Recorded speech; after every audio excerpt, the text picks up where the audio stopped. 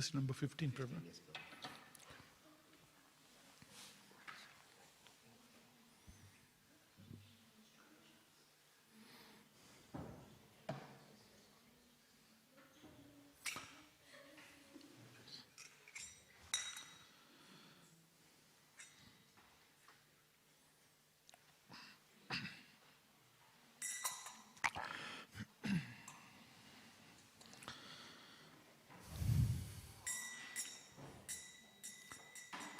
Jaya Radha Madhava Kunja Bihari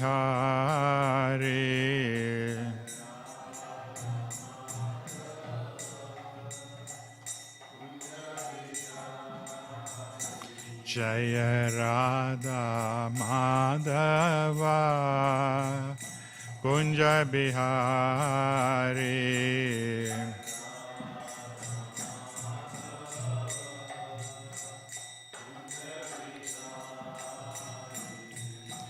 Gopi Jana Vallabha Girivaradari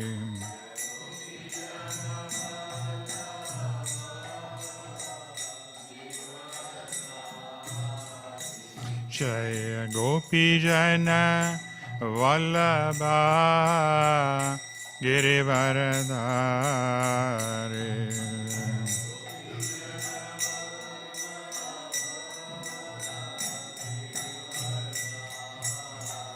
Yashodanandana Braja Janaranjana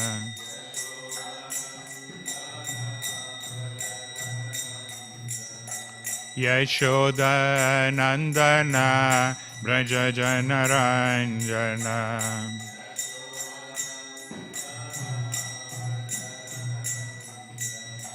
Yamuna Tira Vanachari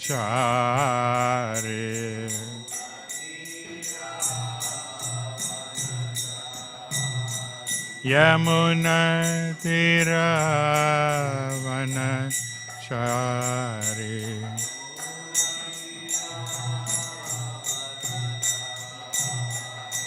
Jaya Radha Madhava Kunja Bihari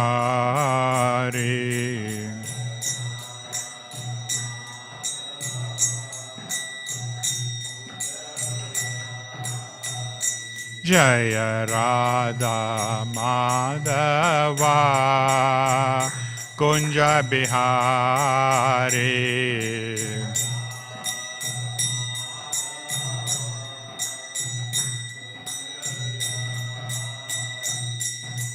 Gopi Jana Vallabha Girivaradari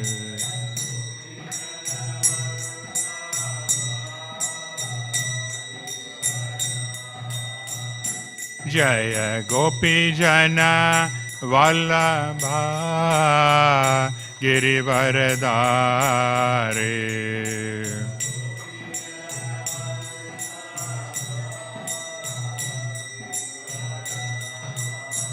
Yashoda Nandana Braja Janaranjana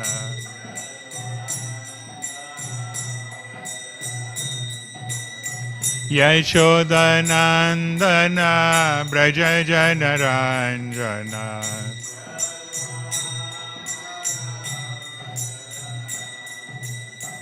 Yamuna Tira Vanachari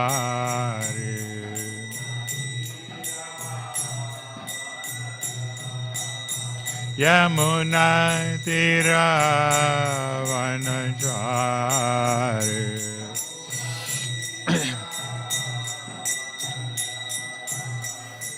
Jaya Shri Krishna Chaitanya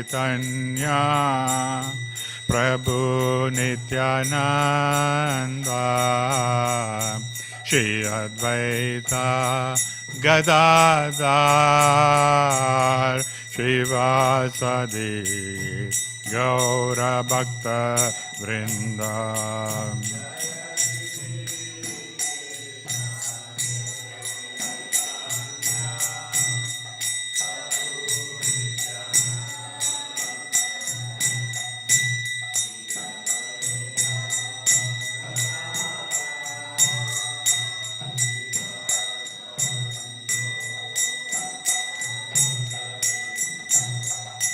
Hare Krishna, Hare Krishna, Krishna Krishna, Hare Hare, Hare Rama, Hare Rama, Rama Rama, Hare Hare.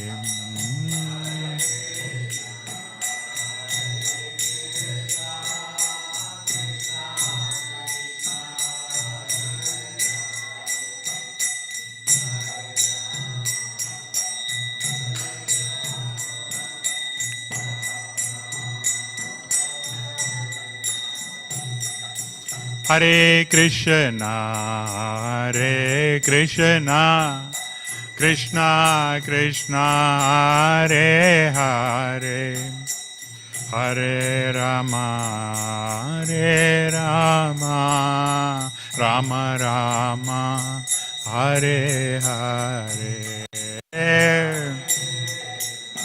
Hare.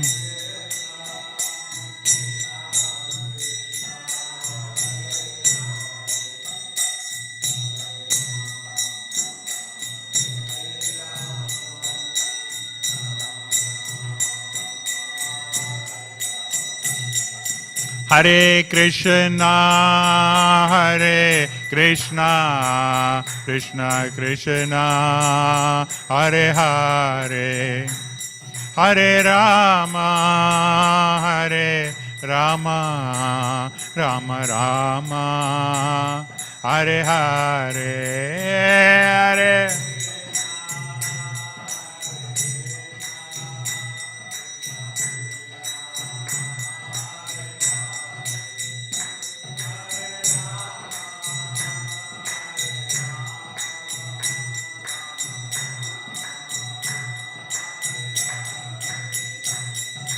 Hare Krishna, Krishna Krishna, Hare Hare, Hare Rama, Rama Rama, Hare Hare.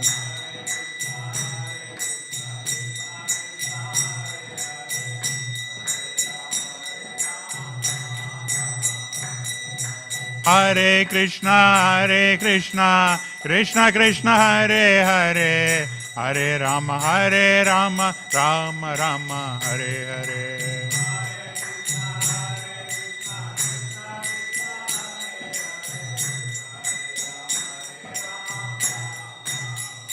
Jaya Radha Vallabha, Radha Vallabha, Shri Radhe.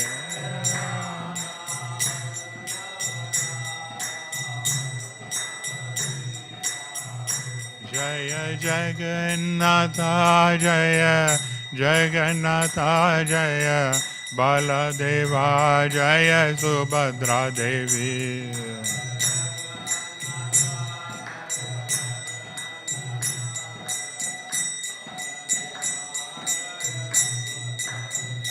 Jaya Gauranitai, Gauranitai, Gauranitai, Jaya Gauranitai.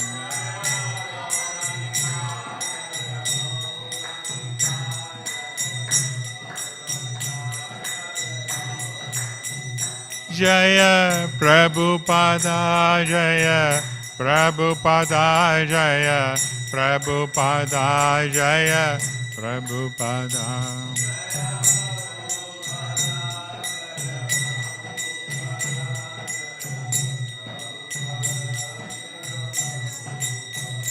Jaya Bhaktivedanta Swami Prabhupada, Bhaktivedanta Swami Prabhupada.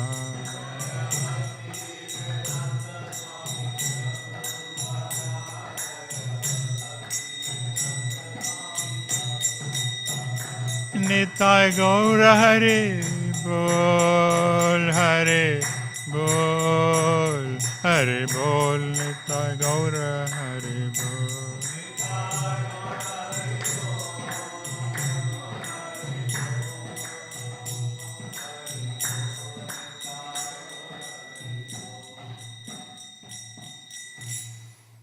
Gaura Premanandi.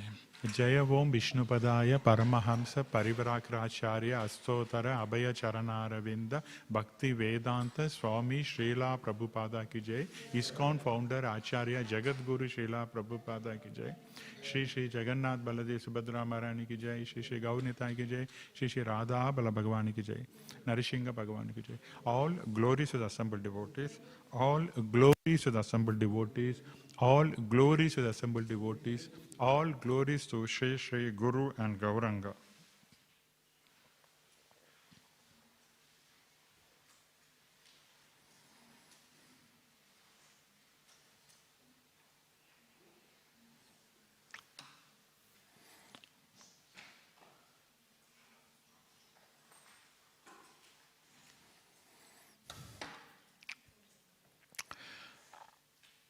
Om Namo Bhagavate Vasudevaya.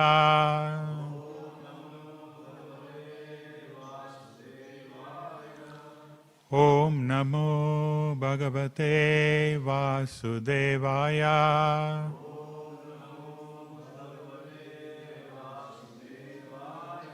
Om Namo Bhagavate Vasudevaya.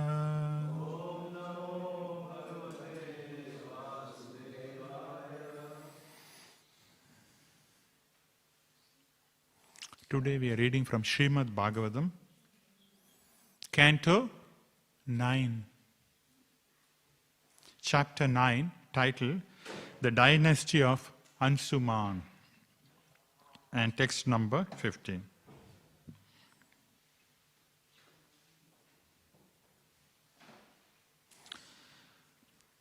Sannivasya mano yasmin Sannivasya mano yasmin Shraddhaya muneyo amala Shraddhaya muniyo mala Traigunyan dustajam hitva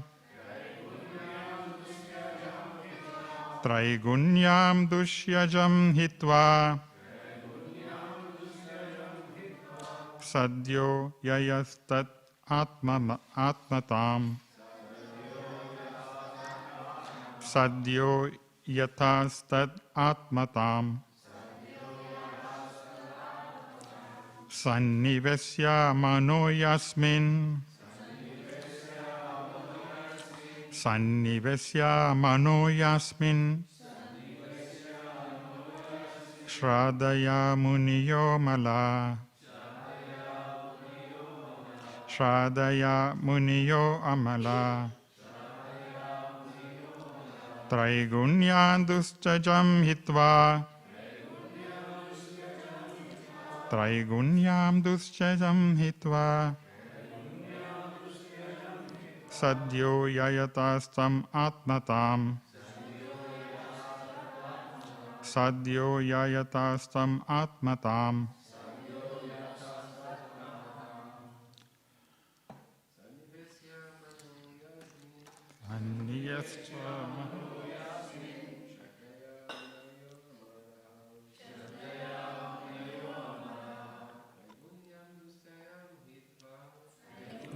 Vishayam Dishva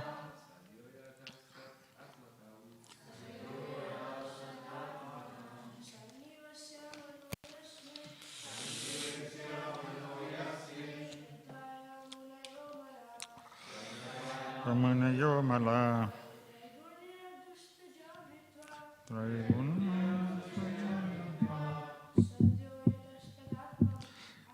Sadyo yayatastam atmatam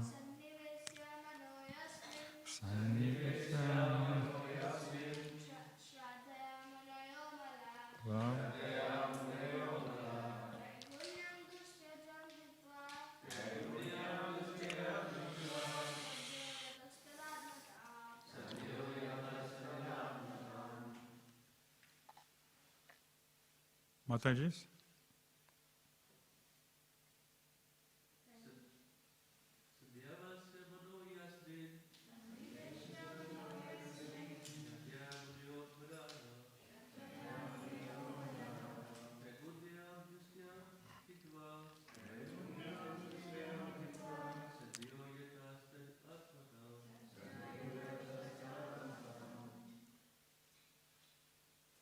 Yes, Mataji's. Sannivesya.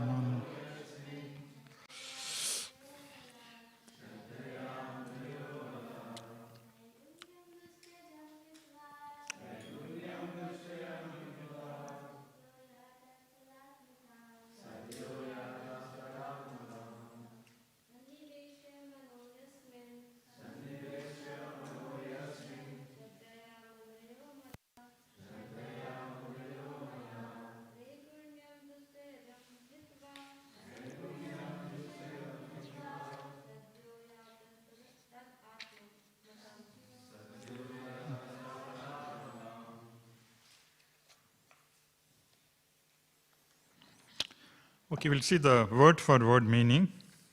Sannivesya, giving full attention. Mana, the mind. Yasmin, unto whom? Shraddhaya, with faith and devotion. Munaya, great saintly persons.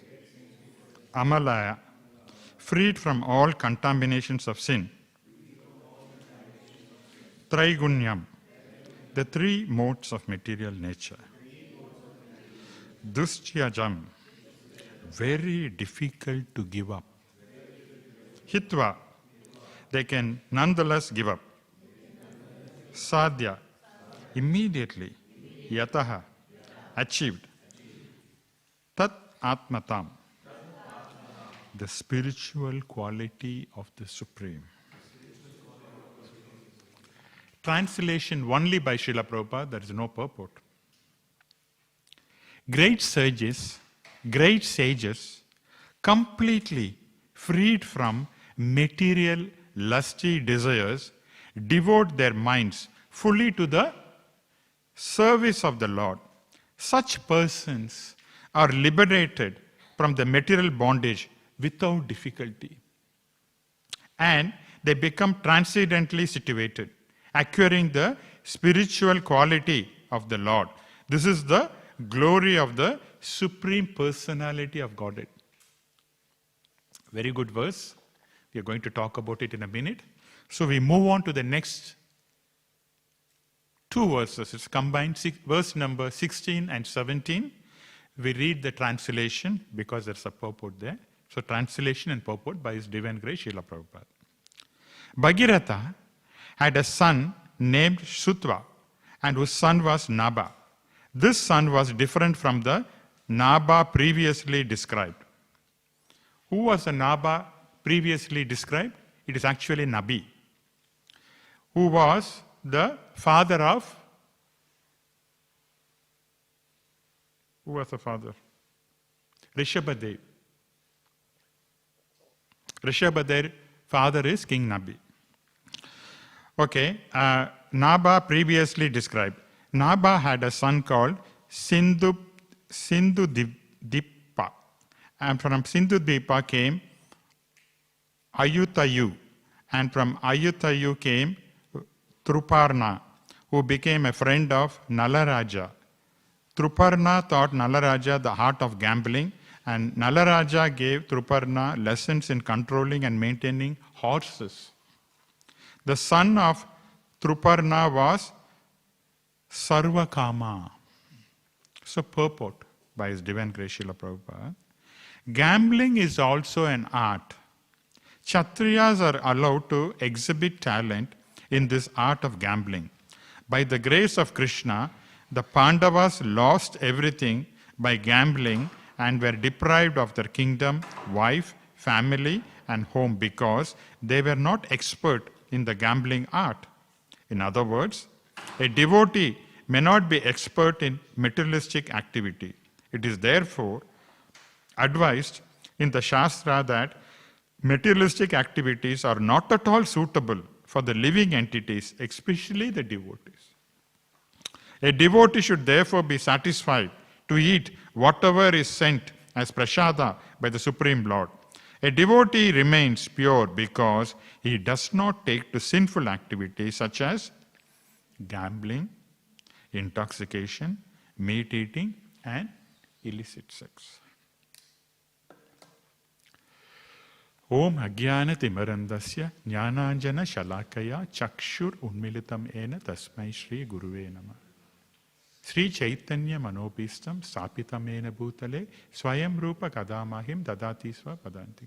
Jai Shri Krishna Chaitanya Prabhu Nityananda Shri Advaita Gadadhara Shivasadi Gaura Bhakta Vrinda Hare Krishna Krishna Krishna Hare Hare Hare Rama Rama Rama Hare Hare.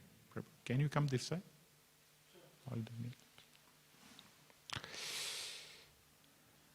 Hare Krishna. So, we read the translation of 15, 16 and 17, correct? 3 verses. We'll go back to 15 because it's such a beautiful verse, okay? Now, I'm going to read the translation again. Great sages completely freed from material lusty desires devote their minds fully to the service of the Lord. Such persons are liberated from material bondage without difficulty, and they become transcendentally situated, acquiring the spiritual quality of the Lord. This is the glory of the Supreme Personality of God. Now, this text number 15 is talking about the principles of sadhana bhakti. We are going to see that in a minute. But before we talk about that, there are 3 categories of devotees. The first category is known as Nitya Siddha. The second one is Kripa Siddha devotees. And the third one is Sadhana Siddha devotees, practicing devotees. Now, this Nitya Siddha devotees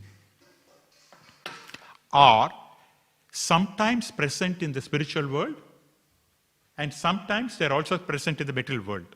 But typically what happens is, they're with the Lord, and when the Lord comes down to this material world, when the Lord descends into this material world to enact in his pastimes, these Nitya Siddha devotees, they associate with the Lord, they take in the Lord's pastimes, and then when the Lord returns to his abode, the Nitya Siddha also go back to the abode. Okay? They're basically with the Lord. Like a prime minister. When he comes, all the, his entourage comes, like chief minister, all the ministers come with him, and they go with him like that. So this is Nitya Siddha devotees.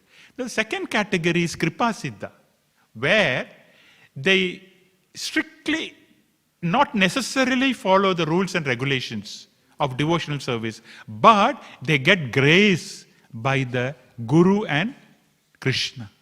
Very special category. Not everyone fits into the category.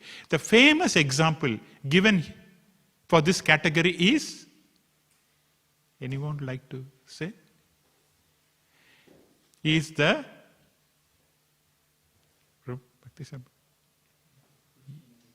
okay. What is the example, the famous example given for Nitya Siddha devotees? Kripa Siddha. Kripa. Kripa Siddha devotees, What is the famous, anyone can think? Okay. The famous example is the wives of the Agnic Brahminas described in 10th canto. They got special mercy from Krishna. Okay? It's very rare category. Okay? But that is a very rare category. The third one is sadhana siddha categories, where, like us, conditioned soul practicing sadhana bhakti. The principles of bhakti. Okay? Sadhana siddha. That is the third level. Or the conditioned soul.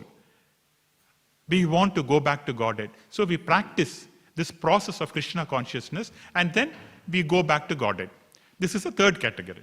Now, interesting enough, this verse, number 15, talks about the sadhana siddha. So one may ask, how? Okay. So what we do is, we split the text into 4 different lines. Okay? The first line is, great sages completely freed from material lusty desires. Now, that is a principle for all of us. When it says, free from material lusty desires, also hidden is one more fact. That is, mind and the senses itself, if it is controlled, that is not enough. Fixing of our consciousness on Krishna is also important. It is a two-way process, although it is said here as control of the senses. Why? Because earlier in the chapter, we have seen that Saubhara Muni was very confident, capable of himself. He does not want any support. And therefore, he tried to do the meditation on his own. Did he succeed? Krishna Das. Did Saubhara Muni succeed? No. Yeah? Why? Why he did not succeed?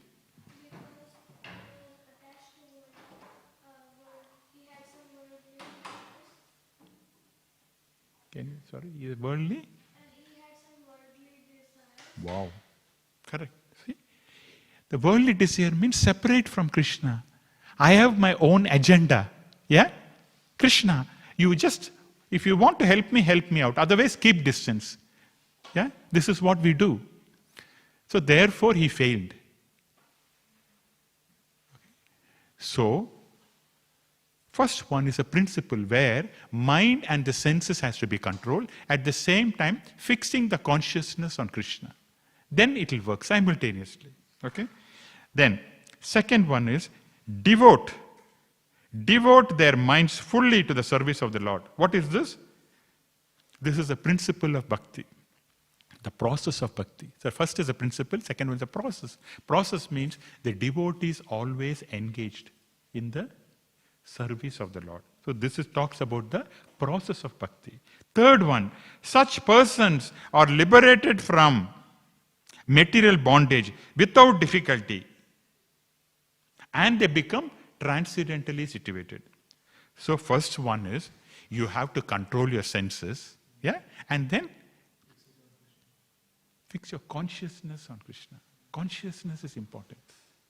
Yeah, fix your consciousness on Krishna. And second one is what? Once you fix it, then you do service to the Lord. Okay, and then what happens? Once you do service to the Lord, for all of us, it is said that without difficulty, the effect of devotional service is discussed, that one will attain the transcendental state, which means above the three modes. So by doing service to Krishna, without any difficulty, you will attain to the transcendental state. Sukadeva Goswami is emphasizing this again to Parishik Maharaj. And then what happens? This is a result of worshipping Krishna. You attain transcendental state. All of us are in different levels. Yeah? We may think, oh, we are on the body level. No. The moment you come to Krishna, Krishna lifts us. But in different levels. Okay, definitely. The moment we come to Krishna, in terms of eating prasadam, in terms of hearing his pastimes, or glories, or associating with the devotees, or coming and seeing the beautiful Lord of the Lord, immediately we are transported, we are lifted to the spiritual platform, beyond the three modes. You can see that. And when you leave 197 Tank Street, all will come back. Yeah? Okay. So that is the effect of devotion service. Then what happens? The last line. Acquiring the spiritual quality of the Lord. So, after attaining the transcendental state, what will happen? One attains the transcendental qualities of the Lord. Yeah? So by practice of devotion service, you attain transcendental state. And when you attain the transcendental state, the next result is one gets transcendental qualities. Okay? And the last line is, this is the glory of the Supreme Personality of Godhead. So what is the glory of the Supreme Personality of Godhead? The glory is Krishna and his devotees. The devotees constantly glorify the Lord.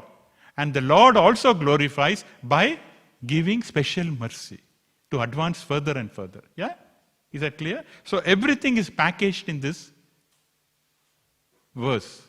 Okay? So quickly, we are seeing, what is that? First one, great sages must be completely freed from the lusty material lusty desires. This is the principle where one must control the mind and senses at the same time, fix the consciousness of Krishna. Second is given as the process of devotion service or bhakti, which is the devotees, they devote their mind fully to the service of the Lord. The third one is such person who devote fully to the service of the Lord, they are without any difficulty, they'll attain the transcendental state. And the fourth line, once they attain the transcendental state, what happens? They get the transcendental qualities of the Lord. And then what happens? The Lord treats them as the same. So therefore, that is the glory of the Lord, because the Lord doesn't want to leave the devotees. So Lord and devotees, exchange happens. So this has been very nicely explained in this verse. Okay. Now, we'll move on to 16 and 17. Because today we read 15, 16 and 17. So 16 and 17 again talks about the lineage, where it says that Bhagiratha had a son known as Shruta, his son was Nabha, his son was Svindudvipa, and his son was Ayutayu, and his son was Truparna, and his son was Sarvakama. Now, in order for us to understand, let us quickly see what is the context.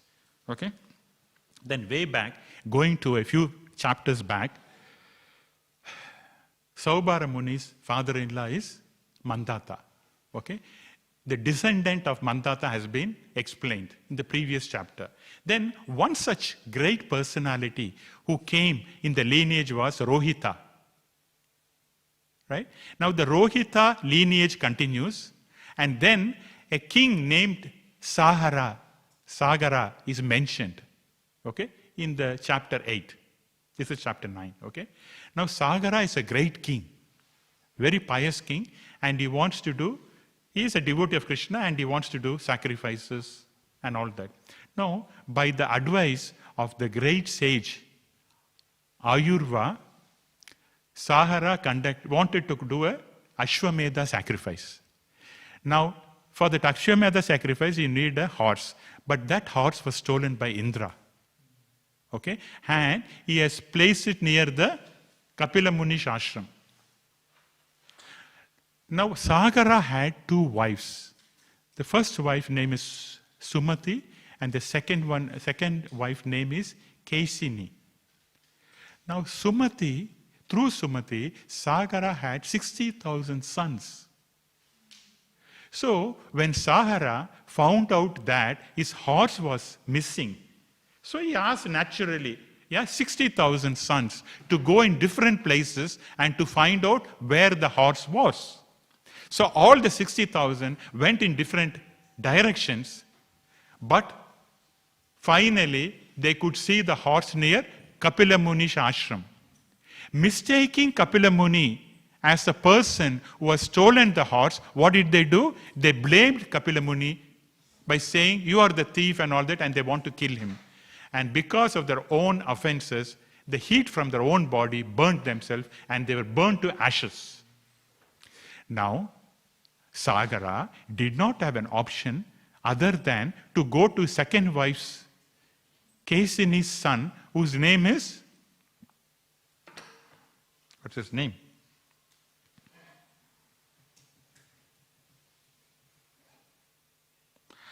Asamanjasa. Okay? Now, Asamanjasa's son, he could not do it. Asamanjasa transferred the duty to his son named as Amsuman. Now, Amsuman was able to find the horse near Kapila Muni's ashram, and therefore, with great humility, he offered prayers to Kapila Muni and pleased Kapila Muni, and therefore Kapila Muni said, okay, you can take the horse. Okay, so he brought back the horse, Ansuman, back to Sagara. Sagara conducted the sacrifice, Ashwamedha Yagya, very nicely. He was happy, and then he gave the kingdom to Ansuman, and he took Vanaprastha, and later on, retirement, and then he went back to God. Now, this is continuing. Amsuman lineage is continuing. Okay? Now, Amsuman son was Dilipa. And Dilipa Okay, what happens is, the purpose of Amsuman was to not only take the horse, but also to liberate his forefathers. Because when he went to the ashram of Kapila Muni, you could see a horse and a pile of ash.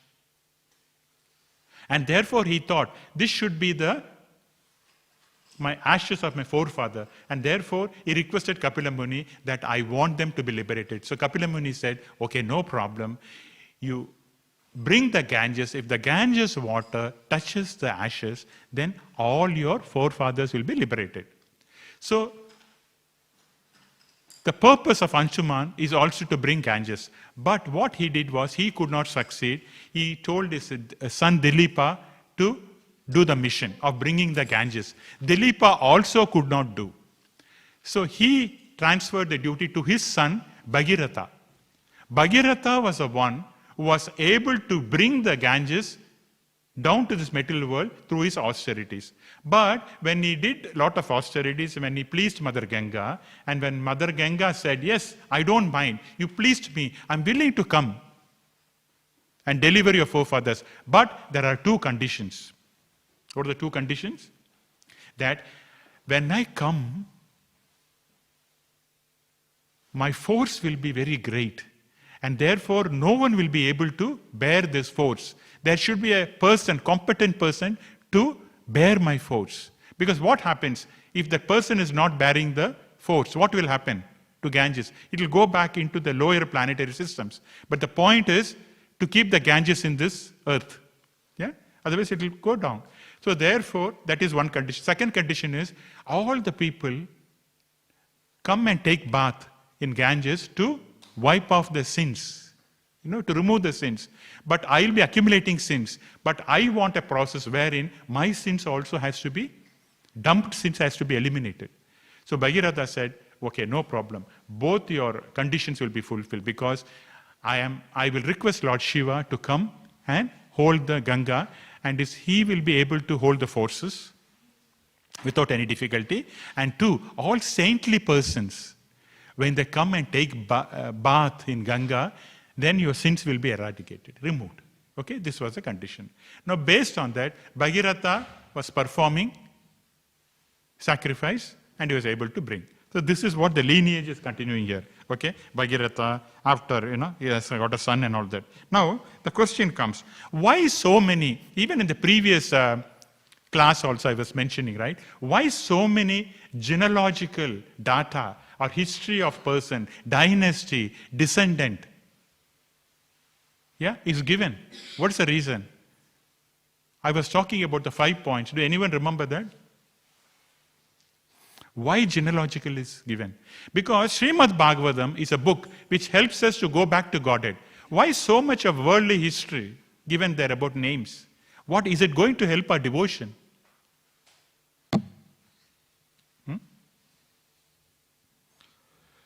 Okay, we discussed 5 points. That is, the names of these personalities trigger our devotional sentiment. See, by knowing about this name Sagara, Bhagiratha, it may not relate to us. We may not know them. But by learning more about them, by discovering more things about them in terms of their character, quality, devotion, that will trigger our devotion. Because they're all great personalities written in Śrīmad Bhāgavatam. Okay? The second thing is, Śrīmad Bhāgavatam is a book of transcendental incidents. It is not the book written by some mundane person like Harry Potter or something. Okay? These are all great personalities. When they were there in this material world, they were in the spiritual energy. And after the death also, they go back to the spiritual energy. They're completely in the spiritual energy. And therefore, by reading, by talking about them, that will give an impetus for us to go back to Godhead. Because it's a factual book of transcendental incidents, Śrīmad Bhāgavatam. Third, cross-reference. Although this genealogical data is not given or not helpful for us in the study of Śrīmad Bhāgavatam, yet to explore more or to find out more about the Vedic history in detail, this will help us as a cross-reference. For example, we know about the story of Amsuman.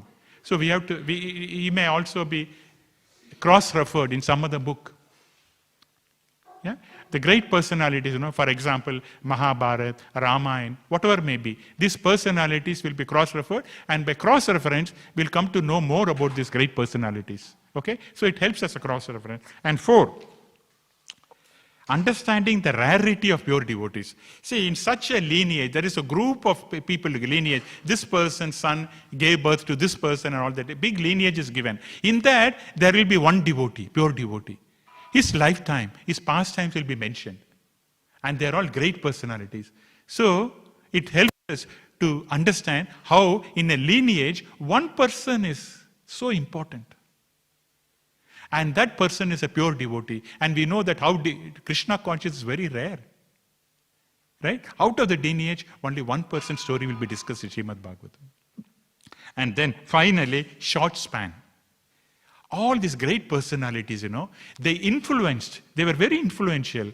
They had power, they had money, they had influence. But what happened? Over a period of time, they died. Even in this verse number 16 and 17, there are about 1, 2, 3, 4, 5, 6, 7. 7 family descendants are mentioned in one verse, okay? Yeah, but whose father is this one? Who's a grandfather? Who's a son? Who's a grandson? And all these people disappeared over time. Because over time, everyone has to die. Because time is a crushing phenomena in this material world. It crushes everyone over time, no matter whatever we are. Then later on, it will be only a list of names. Names, that's it. But these names are different because it is a transcendental literature. Okay? All right. Now, in the 16 and 17, Srila Prabhupada, the last line, he says, a devotee remains pure because he does not take to the sinful activities such as gambling, intoxication, meat eating, and so on. So, Srila Prabhupada in this purport has mentioned what the sinful activities are. Yeah? Do you know, all of you, do you know what are the sinful activities? It's mentioned in the purport. What is that? What are the sinful activities? Yeah. Yeah.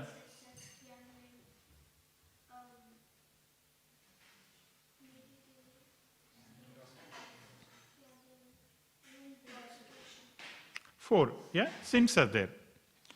Now, we are going to see today that how these sinful activities are generated and how it can be eliminated, yeah? We should know, isn't it? If sinful activities, these are the sinful activities, how it is generated, yeah? And how we can nullify that, isn't it? Root cause problem. How we can nullify that. So, in the book known as Nectar of Devotion, Rupa Goswami is talking about the 6 qualities of bhakti, pure bhakti. One of the first quality of bhakti is kleshagni. Yeah? Klesha means suffering. It removes that. So first we have to see what is that suffering, material suffering. So in that one, Rupa Goswami goes a little bit further. Okay? Now this material suffering. What is material suffering? Material suffering comes because of sinful activities. Yeah? If you do sinful activities, that result in. So Rupa Goswami is analyzing. He's telling us that this klesha, material suffering, has got 3 divisions. Okay? 3 divisions. The first one is, what is the first one? Guys, it's a revision. Yeah? You're doing revising. What's the first one? Avidya. What is avidya? Of what? Yes. No knowledge about Krishna. So when we do not have any knowledge about Krishna, we will be on the bodily platform. Because knowledge of Krishna will elevate or to bring us to the level of the platform of soul. Yes. Very good. At the level of soul, knowledge of Krishna. If you do not have a knowledge, I'm a body. I've got my senses, and I'll do whatever I want. Yeah? So avidya, lack of knowledge, which is ignorance, darkness, no knowledge about Krishna. Okay? That is ignorance. Now, second category, Rupa Goswami talks about A and B. Okay? 2A and B. What is 2A? 2A is material desire. The moment you think that you are the body, what happens? Let us go to the movie. Yeah? Isn't it? We are on the bodily platform. Why worship Krishna? Let's go have some fun. Correct, no? Isha? Let's have some fun. Because I'm a bodily platform, let's have some fun. So material desire. Okay? Material desire pops up. The material desire is a form of seed. It is known as, it's a sin of seed. Papa bijam. Then, with the material desire, what happens? Next one is action. So 2A is material desire, and 2B is, what is 2B? Sinful reactions. When you do a material, when you have a material desire, when you do it, it will result in sinful reaction that is known as papam. Yeah? And because of the sinful reaction, papam, what do you get? The bonus, you get some bonus. What is that? Not money. Suffering. This is a bonus you get in the material world, yes? For what you do, you will get suffering, which is known as klesha. Okay? Now, Rupa Goswami again says that in the papam, okay, the sinful reactions has got two types. What is that? Prarabdha and apararabdha. Prarabdha means the one which we have to face in our present lives, which is completely manifested. We have to go. It is said in the scripture. Then apararabdha is the one which is stored for the future lives. We have still not eradicated. We have got a stock. Okay? So manifested will be in this. You know, how we can know, how we'll know that we are going through prarabdha in terms of the suffering because of family relationship, court problems, job problems, relationship, you know, any relationships, all this. This is prarabdha karma. We are suffering our quota. Then apararabdha is still waiting for our next lives, okay? Still we cannot remove. Now, interesting enough, okay, Rupa Goswami says, all this can be eradicated by a person taking up to Krishna. How? The process simply, by starting the process. What is the process? Hare Krishna, Krishna Krishna, Hare Hare, Hare Rama, Rama Rama, Hare Hare. Hare Krishna, Krishna Krishna, Hare Hare. Hare Rama, Rama Rama, Hare Hare. Hare Krishna, Krishna Krishna, Hare Hare. Hare Rama, Rama Rama, Hare Hare. Prabhu, if you don't mind, can you turn this side? You should not show your back to Krishna. Who's facing us? Yeah, good, thank you. Don't show your back to Krishna, thank you. Okay, so what are these? By chanting Krishna's name, what will happen? Rupa Goswami says, avidya is destroyed. Because you are trying to know about Krishna. You are going to get knowledge. So therefore darkness goes away. Then second thing, sinful reactions in the form of impressions, vasana, you know. See, sinful reaction, first it's manifested in terms of impressions. You see something, you have an impression, and then only you are going to do it. That impression will be gone. Then material desire itself will be gone. In the seed form, also gone. Then reactions, sinful reactions we have done in the past, including prarabdha and apararabdha, both will be gone. So all these 5 levels will be gone. Just by taking up Krishna consciousness. Yeah? Now, interesting enough, karma, we are talking about karma. Did all of you hear about the crash of an ill-fated flight a couple of days back? Did you hear about that? Yesterday. Thursday. Huh? It was Thursday. Today we are Sunday, isn't it? Okay, a couple of days back. You know what happened? This ill-fated flight, a Boeing carrier 8787 Dreamliner, they called it as a Dreamliner, met with a very serious accident. It took off, and within few minutes, it crashed into a hospital, into a hostel, I believe. And the fatality is 240 people on the board, they died.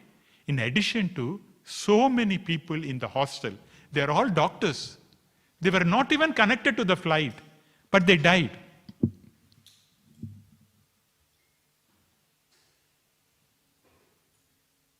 Someone was saying that one of the person in the charred body, what has happened was the flight crashed, and then the flight had full petrol, full of petrol. The petrol was spilled everywhere, and that created like a bomb. And the temperature that was there was 1500 degrees Celsius. You know what is the temperature? And all the bodies were immediately burnt, charred, became black. It seems one of the person was eating, there was a spoon in his mouth. It's very sad, unfortunate. Yeah? Before he could take the spoon, everything has happened in a fraction of a second. Whole body burnt, 1500 degrees Celsius. Imagine what would be the horror, the agony. Yeah, they would have gone through that few minutes, isn't it? It's not easy. A soul leaving the body, not at all easy. And what do you call this as? This is called as collective karma. What is collective karma? Collective karma means a group of people sharing the same karma. The law of karma works the same way for groups as it works for individuals. Okay? It doesn't differentiate. Okay? The law of karma works for the group as it works for the individual, which means there is no difference.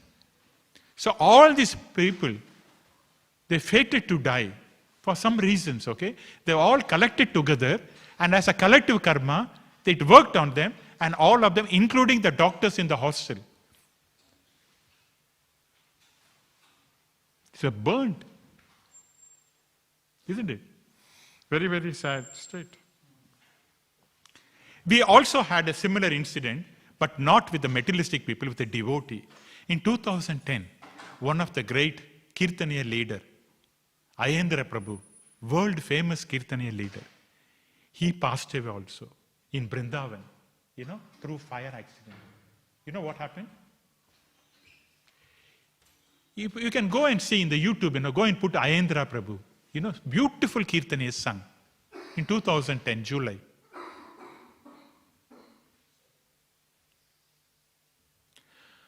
Prabhu, every day, nearly 24 hours, he sleeps very less time only. 24 hours he wants to chant in the Vrindavan temple. Yeah? So what happened one day, in the night he came, he did not realize that there was a leak in the cylinder. In India, the gas is through the cylinder, an individual cylinder, it's not through a pipeline. And therefore there was a leak which was undetected by human error. And therefore, Prabhu, as soon as he came, he wanted to light. It was not known what he wanted to light. The moment he lighted, the gas, isn't it? It went all over, and he was trying to open the window because it was shut, Vrindavan, they close everything. His brahmachari, he was a brahmachari. He was trying to open, but he could not. The moment when he realized, he got the, intelligence from Krishna, what he did was, he had so many shaligram, 200, 300 shaligram, Prabhu. Any idea, Prabhu? 2,000. My apologies. 2,000. Wow. This is, what can you expect? How pure he should be. 2,000 shaligram. What he did was, He went and offered obeisances to the Lord and fell down like that. Even in death, he's showing how one can also be a devotee while dying also. See, dying will say, Amma, Appa. All this. Daddy, mother. But he called the Lord's name, and his obeisances was like this in front of the Shaligram Shila. What do you expect? He would have gone. But how the Lord works is very difficult to understand. We cannot put a rule. No, I'm a devotee, I want to die like this. But what I'm trying to say is, it is not the process of death. It is what you achieve. Everyone dies. We have to die. I can give a big lecture here, but I have to die too. It's not that, I'm going with the same body like Dhruva Maharaj. Okay? Dhruva Maharaj was a great devotee. He had the opportunity to go to the Vaikuntha planet with the same body. He did not die. In fact, the personality of death came and said, Dhruva Maharaj, please climb on me to reach your Vaikuntha flight. Yeah. So death personified came and he said, can you please jump on me, use as a staircase and go to your flight and go back to Godhead. And that flight, Vaikuntha flight, had two drivers, like this typical flight. The Dreamliner also had two pilots, pilot and a co-pilot. In the same way, our Pushpaka Vimana has also got Nanda and Sumanda. But these pilots will not die. There will not be accident while going. It will not burn. There won't be air traffic, no control. So everything will be pakka when you catch a Vaikuntha aeroplane. Do all of you want to catch Vaikuntha aeroplane? Yes. So therefore, we have to sincerely request the Lord. Yeah? Because all this mechanical device will fail. Yes? We still do not know. They are analyzing the black box of the flight just to find out what has happened. What is the root cause of the problem? They are analyzing. But so many theories are coming. It could be like this, it could be like that pilot, something like that, error, some malfunctioning of a battery, or a engine. Two engines were there, both of them failed.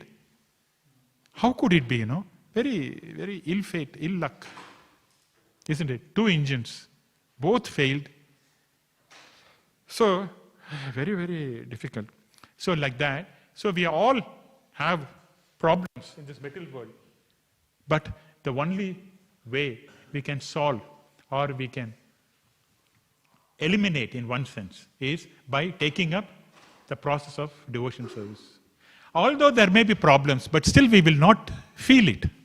That's the power of Krishna consciousness. There will be problems in the material world, but we will not feel it. Okay. Thank you very much. I'll stop here. Anyone has any comments, questions, reflections, corrections?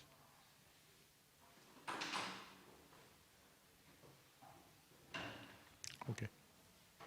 Yes, Prabhu. Hare Krishna, Prabhu. Thank you for the nice class. In this translation, it says, by the grace of Krishna's, Pandavas lost everything in the gambling. So how can we take it?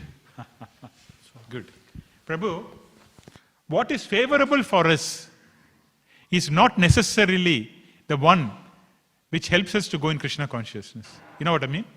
For example, for some people, for Pandavas are pure devotees, okay? They're working as destined by the Lord. They're an instrument. Pure devotees are an instrument. If the Lord wants to teach something to us, the Lord will teach through the pure devotees. For example, a mother-in-law teaches a daughter-in-law by showing examples with her own daughter. Okay? Any mother-in-law here? So mother-in-law cannot teach the daughter-in-law directly. So she teaches the daughter, see, this is a way to cook, this is a way to make chapati, and the daughter-in-law learns. So in the same way, Krishna's daughter is pure devotees. We are all daughter-in-laws. So Krishna teaches, okay? That's the first thing, Prabhu. The second thing is, gambling is one of the sinful activities. So, in literature, scriptures, it will tell us what we should do and what we should not do. Not all the scriptures tell us what we should do. So some people will look at the scripture and say, oh, it talks about gambling, so I should do that. So therefore, scriptures tell us what we should do and what we should not do also. An intelligent person knows that. So here, the scripture, through that story, is telling us we should not do gambling.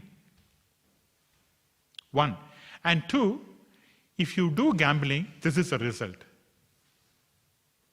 Okay? It is showing the pros and cons. First of all, you should not gamble.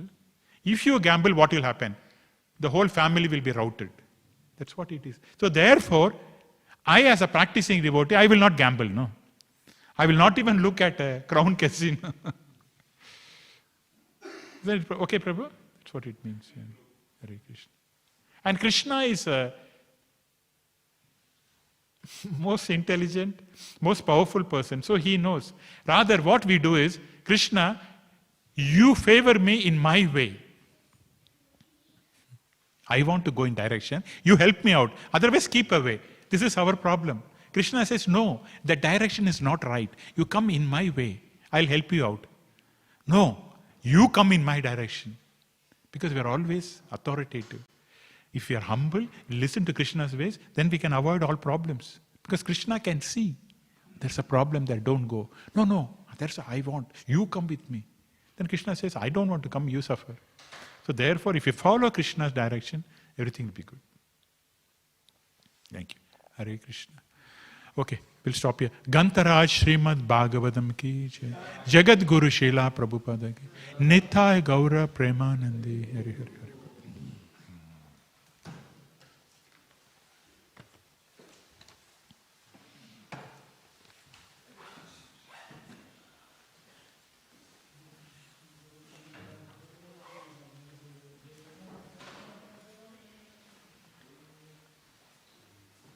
I was scared that you might ask some questions or something, because I cannot answer your question.